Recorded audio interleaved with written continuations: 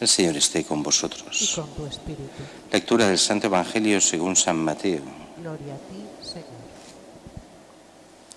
En aquel tiempo Jesús se puso a recriminar a las ciudades donde había hecho la mayor parte de sus milagros, porque no se habían convertido. Ay de ti, Corazaín, ay de ti, Betsaida, si en Tiro y en Sidón se hubieran hecho los milagros que en vosotras. Hace tiempo que se habrían convertido cubiertas de sayal y ceniza. Pues os digo que el día del juicio les será más llevadero a Tiro y a Sidón que a vosotras. Y tú, Cafarnaún, piensas escalar el cielo, bajarás al abismo. Porque si en Sodoma se hubieran hecho los milagros que en ti, habría durado hasta hoy.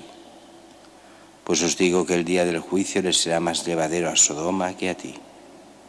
Palabra del Señor. Gloria a ti, Señor Jesús.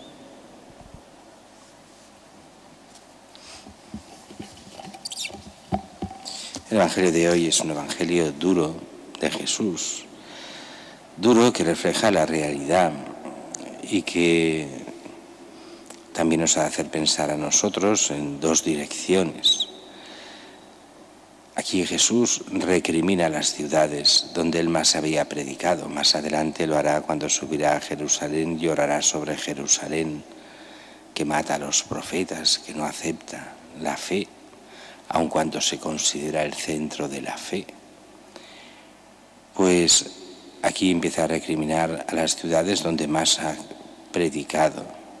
Ay de ti, Corozaín, ay de ti, Betsaida, si en Tiro y en Sidón se hubieran hecho los milagros que en vosotras. Hace tiempo que se habrían convertido. El problema de fondo es la predicación de Jesús, lo que Jesús hace y la escasa respuesta. Sí, sabemos que siempre algunos se convierten, pero eso ha de ser también para nosotros una fuente de, en el fondo, bueno, no digo de alegría, pero sí una fuente de comprensión. ¿Cuántas veces a las parroquias se les dice, si actuaseis diferentes, cómo es posible, la gente no se convierte y tal? Y dices, no, hay gente que se convierte, hay gente que sigue la fe. Sin embargo, hemos de considerar lo mismo que le pasó a Jesús. Si al Maestro le pasa eso, cuanto más a sus discípulos. Cuando uno coge toda la historia, todo el Evangelio y los hechos de los apóstoles, aunque tienen a Jesús delante, aunque predica, aunque hace milagros, los que se convierten son pocos. Y aquí Jesús los recrimina porque se están jugando el alma. Habla de las ciudades como conjunto de la gente.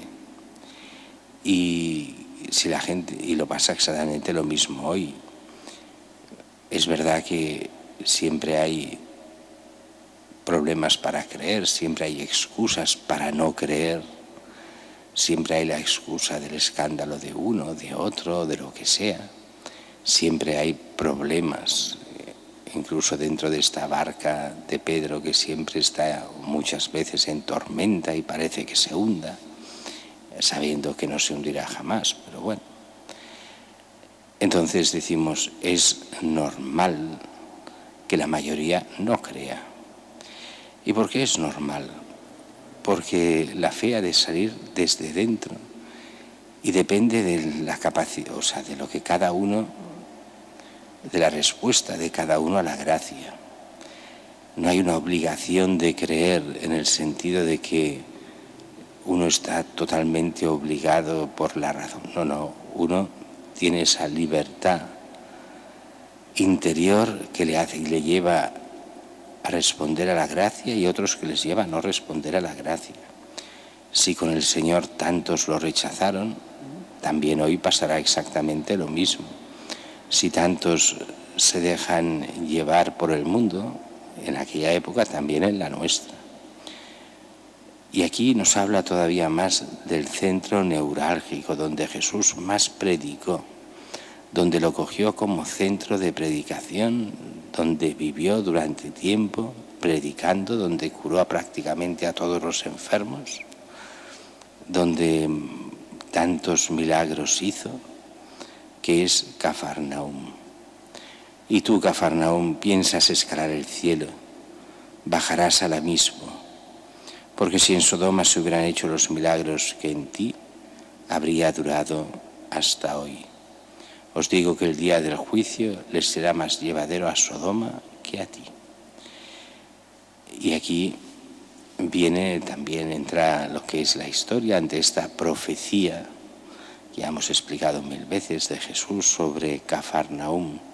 Te hundirás hasta el abismo. Y ese abismo que duró hasta el siglo XX.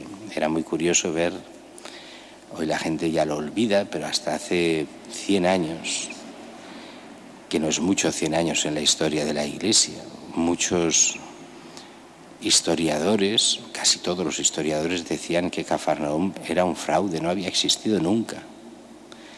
Y lo decían porque no habían restos históricos.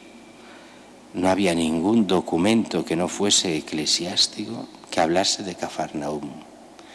No existían pruebas arqueológicas que hablasen de Cafarnaúm.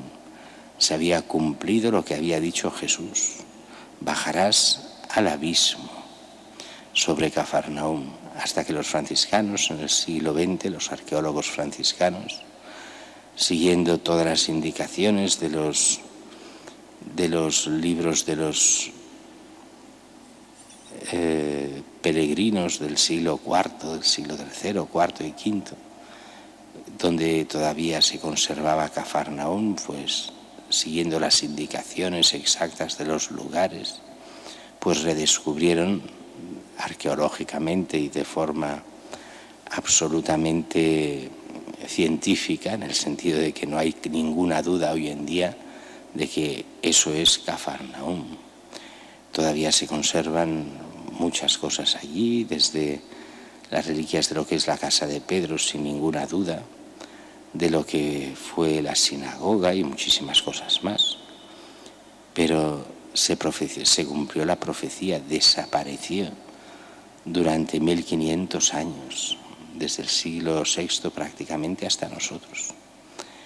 Pero en el fondo lo que se nos viene a decir aquí es qué importante es, por una parte, la predicación.